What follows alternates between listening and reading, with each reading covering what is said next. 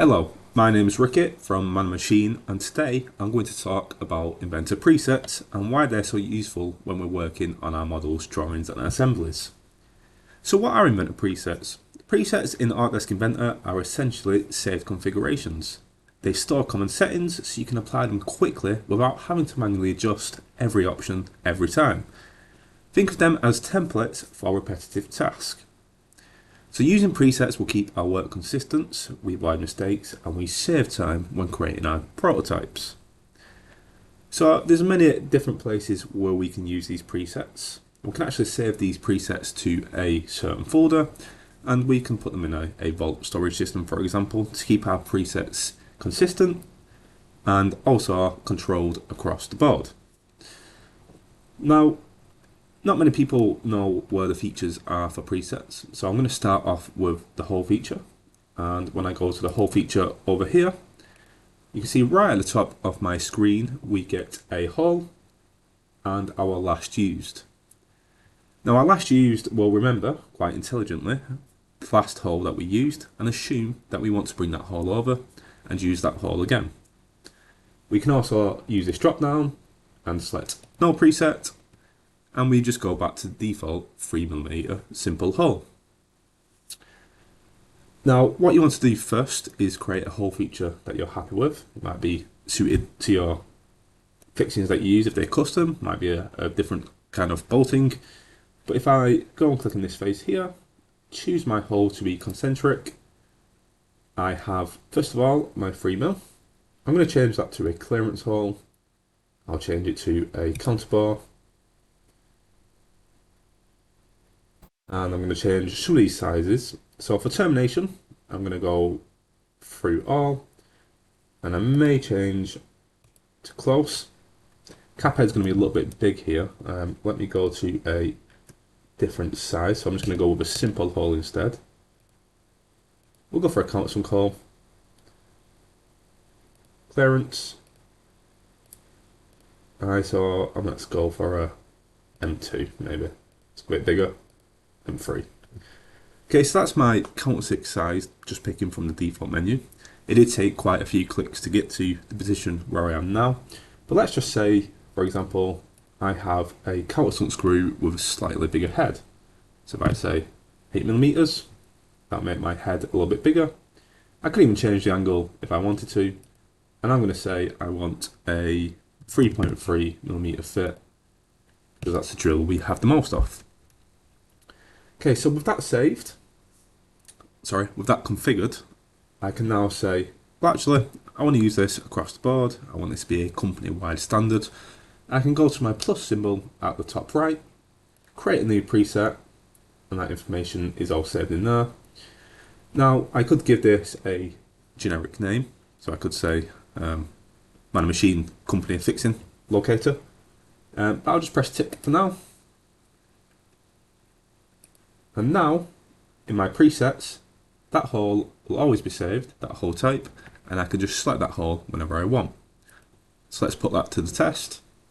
Is that the same process? Hole, concentric, go to my presets, and I can see from the list there, clearance hole 3.3. I'll select that, and then essentially, I can use that all the way around and keep that fixing saved into my presets. So that's what these presets generally do. They allow us to take information, save that information, and then use it from then on throughout Inventor. And it's not a feature that many people know about, so they don't really use it. Okay, my hole's gone all the way through there. Let me just fix that. I've done this at assembly level. So I'll just say distance instead, 8mm, it is. Okay, so that's one place where we can use these presets. Another one would be the bolted connection tool. And if you don't know about the bolted connection tool, it allows us to create bolted connections quite simply and quite easily. Okay, so first of all, for the bolted connection, I'm going to remove these holes here that I already placed, just to show you what these will do. Now I'll go to the bolted connection. This may be a new menu for a few of you. It allows you to design your connection, and it also allows you to do the calculations on that connection as well. It's really useful design generator within Inventor, and again, one that's kind of overlooked for other things. So I can go to my part over here, and I'll say I want this fixing to go through here. I want it to be concentric to here. That's all good. And my termination, so where this hole ends, I want to be below the lug there. Okay, from there, we can see that I have a 6.6mm hole determined for me. I can change this size if I want to, so I can say I want it to be a 5mm hole instead, and that will actually change the fastener sizes for you as well. And the designation there is just a thread designation. I'm going to keep mine as undefined for now. And from there, once we have our drilled hole we're happy with, 5.5, I'm happy with that, we can click to add a fastener. I'm going to click to add a fastener up here.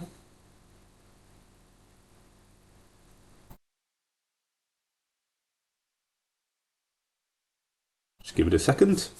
This looks throughout our content center and finds all the fixings at that size. So let me go and pick a hex head screw. I'm just going to pick a random one for now. That'll do, doesn't overhang. Okay, so now we have our fixing, and we can add a fastener to the underside of that fixing, which would generally be washers or spacers. So let's just add a spacer. Okay, happy days. I can add another spacer if I wish. My hole is here, and underneath my hole finish, I will add another spacer as well. Okay, so it's a little bit of setup to get this right, but once you have these in position, it's quite easy just to add this bolted connection again and again without assembling 4 different little components that you're not too worried about. Let me add another fastener to the bottom. And this is where we should get our nut options. There we go. Let me select, I don't know, this nut here. If I just rotate my model around, you can see my fixing now fully formed. Now if I go and add, it will then give me a template description, ISO 417 M5B20.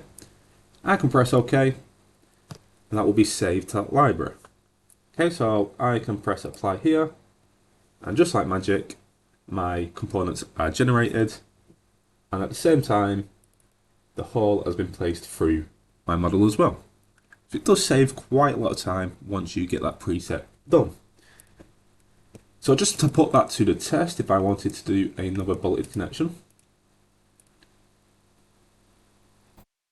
over here, hit my concentric, hit my endpoint, I can then set this from my library, and that information is instantly put into the same place. Okay, so I can press apply, that fixing is built for us.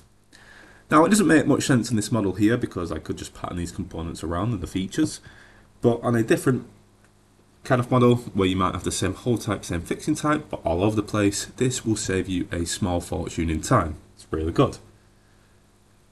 Another place where we can use this is our Simplified Tools. Now for you guys that don't know what Simplified Tools do, they will simplify our model. It might make an assembly into a part. You can avoid features. You can create envelopes, preserve features, just to get a simplified model exported. So if you had a really complex big assembly, size of a building, you might want to simplify some of the smaller details, but keep a design representation to this part here. So we'll actually go and save a derived part that changes whenever we change our parent part. So our parent part is this clutch bell assembly, and we can go to simplify. Okay, I'm going to go no preset, just to keep us blank. Okay, from here I can go ahead and select the features that I want. So I can replace everything with envelopes if I really wanted to. So I could just say all components will be bounded by a cylinder. And that's a really, really simplified model, but it still gives us our front face, back face, and also a center fix in there if required. I'm just going to keep mine at no replacements for now. Okay, so I can then exclude parts by size. If I untick that, I exclude none. If I tick that, I can exclude a size. So if I say any part that's bigger than 13 mil, smaller than 13 mil will be excluded. We can have that setting saved here as well. So if you've got a lot of fixings under 6 mil, you may say all fixings under 6 mil exclude from this assembly.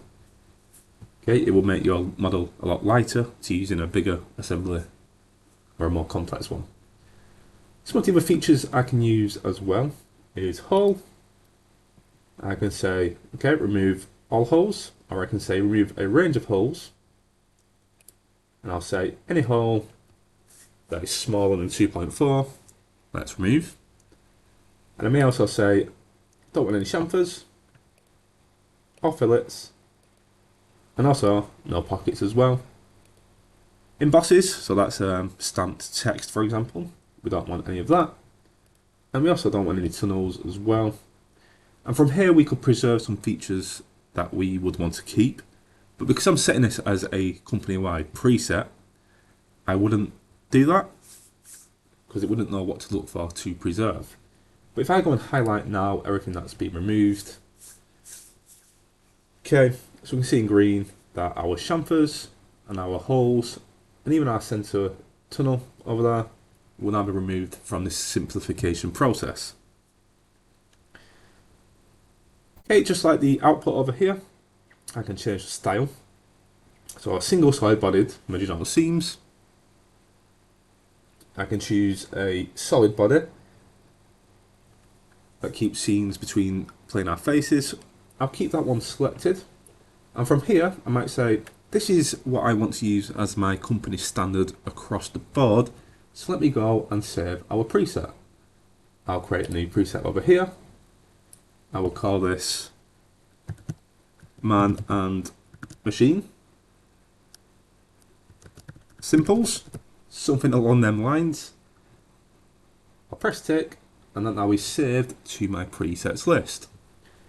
Okay, so a little tour of what Simplified does, and I'm also concentrating on the preset standard of it. So when I go and press OK, that will create my new part, and it will also exclude the part I don't have. I don't have the tunnel anymore through the part, but I've kept the details of the gears there as well. Okay, so that might be something I want to use in a complex assembly, and I still want that detail because I want to assemble from it, for example. Okay, but let's go back to presets. I'll press no on that.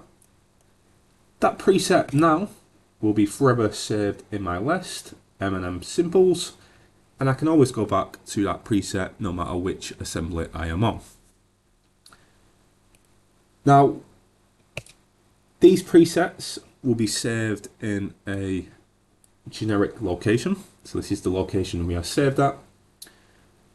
So through our app data, Autodesk and presets, all these presets will now be saved into this location.